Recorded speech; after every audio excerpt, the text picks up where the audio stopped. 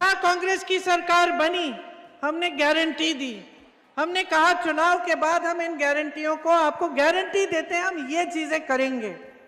आप कर्नाटका में फोन लगाइए, तेलंगाना में फोन लगाइए, हिमाचल में पूछिए, जो गारंटी हमने दी वो चुनाव के एक दिन बाद से लागू होनी शुरू हुई। यहां छत्तीसगढ़ के पूर्व मुख्यमंत्री जी बैठे हैं, बघेल जी से पूछिए, जब इनकी सरकार बनी थी तो कांग्रेस ने ये कहा था कि किसानों के कर्ज माफ करेंगे।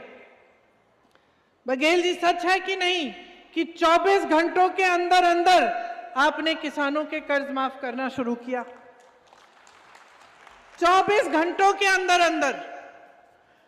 तो जो हम कह रहे हैं वो एक जमीनी बात है, वो सच्चाई की बात है। हम कहते हैं कि हम कुछ करके दिखाएंगे, तो चुनाव के बाद जैसे ही सरकार बनती है वो काम शुरू हो जाता है। उसके विपरीत भाजपा की विचारधारा है, भाजपा की सोच है।